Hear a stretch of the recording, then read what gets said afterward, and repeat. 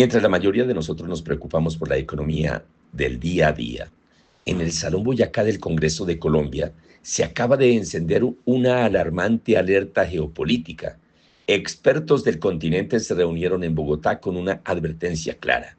El futuro de América Latina está bajo una amenaza silenciosa que podría redefinir nuestras vidas. ¿De qué se trata? Quédate porque esto te interesa. El 2 de junio del 2026, Bogotá se convirtió en la sede del Foro Estratégico de Seguridad Hemisférica y Democracia, un espacio donde se hablaron de esos temas que los gobiernos prefieren no debatir en público.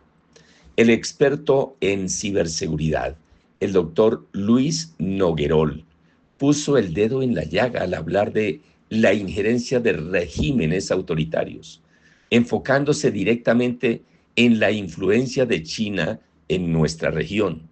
Según Noguerol, no podemos cometer el error de ver a China solo como un socio económico.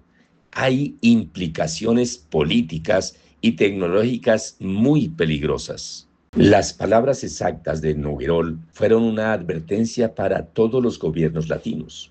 Los países deben evaluar cuidadosamente las consecuencias de comprometer su soberanía tecnológica a cambio de beneficios económicos a corto plazo. En pocas palabras, dinero de hoy, dependencia absoluta para mañana.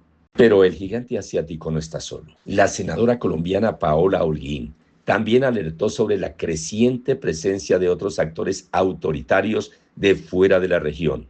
El riesgo que terminen controlando nuestra infraestructura estratégica, nuestras instituciones democráticas y, en última instancia, nuestra seguridad. Por eso Carlos Chacón, director del Instituto de Ciencia Política, fue muy enfático. El mundo actual vive en una profunda incertidumbre y las reglas que antes nos daban estabilidad, hoy ya no son suficientes para frenar a estos regímenes. Este foro nació hace apenas unos meses en Asunción, Paraguay. Deja una conclusión unánime.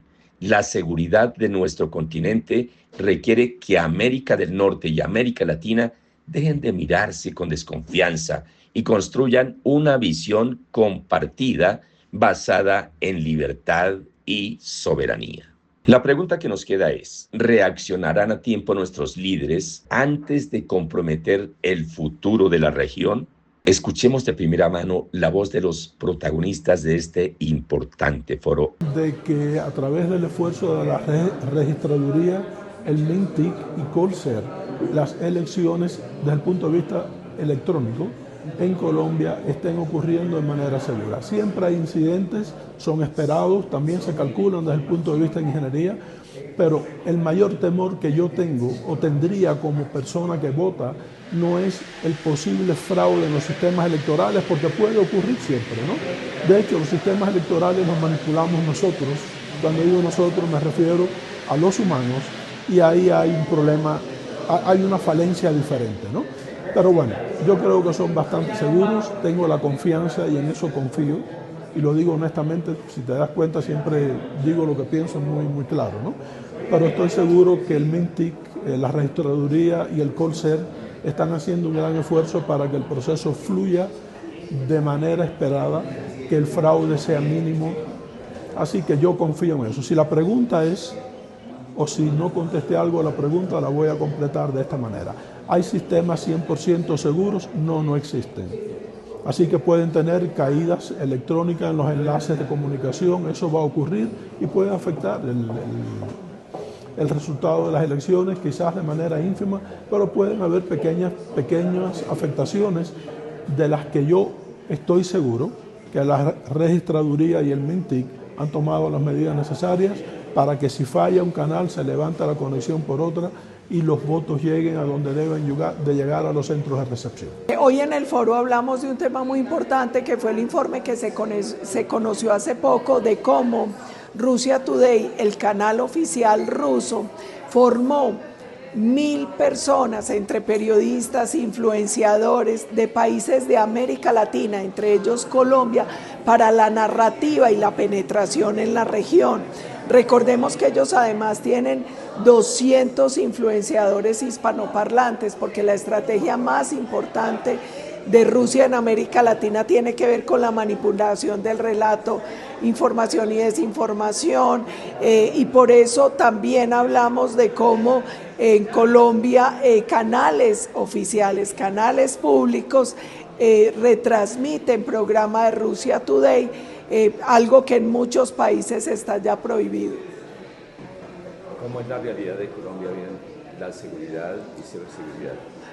Colombia tiene un riesgo muy importante y es reconocer que hoy estamos enfrentando guerras híbridas, guerras de quinta generación, guerras donde el tema ciber, la información y la desinformación juegan un papel fundamental. Ya no es el tipo de guerra tradicional, esta también se ve en la diplomacia, en las redes sociales, utiliza ya muchos mecanismos. Colombia además es uno de los países de la región que sufre más ataques de ciberseguridad. Por eso son importantes los foros y los debates que nos permitan conocer esta realidad y conocer las conexiones que a veces son tan difíciles entre estas amenazas y los regímenes antidemocráticos extrarregionales. ¿Cuál sería la recomendación en este sentido? La recomendación para Colombia es conocer un poco más cómo actúa cada país. Colombia, por ejemplo, conoce muy poco de China. Colombia no ha entendido que en China economía y política son lo mismo, que ellos tienen un Estado partido porque todo lo controla el Partido Comunista Chino. No ha entendido que es muy riesgoso generar dependencia en temas críticos como tecnología, infraestructura, que el tema de minerales puede ser una herramienta para Colombia importante, minerales críticos y tierras raras, para jugar en este escenario global.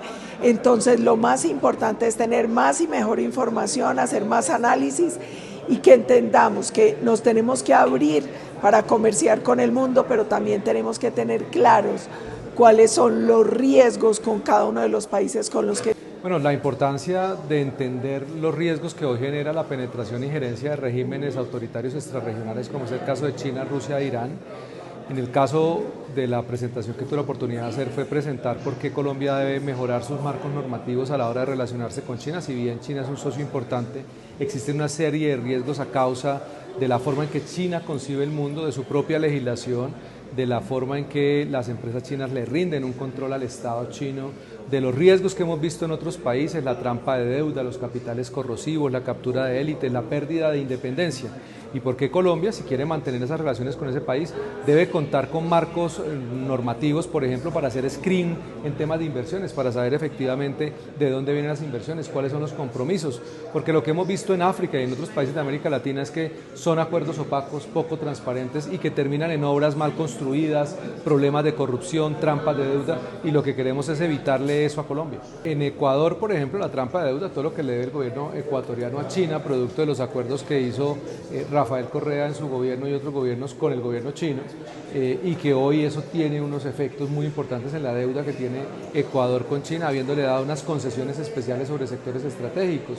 Una represa que se construyó en Ecuador con recursos chinos y con recursos del Estado ecuatoriano, que terminó siendo una represa con malos materiales, con problemas de corrupción y que hoy presenta una serie de riesgos para ese país. En fin, pero eso también en África, en los puertos, donde se pierde la soberanía y el control de los puertos. Y entender que muchas de las empresas chinas, al tener esos vínculos tan fuertes a través del Partido Comunista Chino con el Estado, pues son empresas de doble uso, y que muchas de las cosas que parecen privadas al final del día terminan teniendo un uso al servicio del Ejército Popular Chino. Entender los riesgos que ya han venido levantándose o identificándose en Europa, por ejemplo, en materia de las redes de tecnología 5G, los proveedores chinos, porque genera riesgos no solamente por las puertas traseras, sino porque la legislación china en materia de seguridad y de inteligencia establece que las empresas tienen que entregar la información que por razones de seguridad el gobierno chino les pida. Entonces, empresas que manejan la tecnología, los datos, las nubes, la información de los ciudadanos, pues de acuerdo a esa legislación van a tener que entregarle a su gobierno esa información para lo que ellos deseen. Eso constituye un riesgo a la seguridad nacional y una pérdida total de soberanía. A que tengan nuestros datos y los manejen como quieran. Hoy empresas internacionales los tienen, pero ningún gobierno los puede pedir porque para esas empresas existen unos protocolos y unos mecanismos de salvaguardia y protección de la información. Pero no es el Estado, por las razones que quiera alegar, cualquiera que ella sea, el que le puede pedir, salvo que medie una orden judicial. Pero eso en el caso de China no sucede. Mi oficina está muy contenta de poder estar invitado para conocer y participar en este foro con un tema muy interesante y muy importante también. Y creemos que con los tres ponentes destacados, la audiencia puede tener un conocimiento mejor de la importancia de la ciberseguridad y la conexión de Latinoamérica con los lazos que estamos teniendo con el mundo, especialmente en el tema global, en cuanto a las materias primas, en cuanto a la importancia de recursos naturales que tenemos para utilizarlo bien. Y todo este tema yo creo que es muy adecuado, muy informativo también para el balance de hoy. Y tenemos entendido que el mismo foro también se celebró en la República de Paraguay y podemos participar acá en Colombia. Es un tema muy educativo para nosotros también.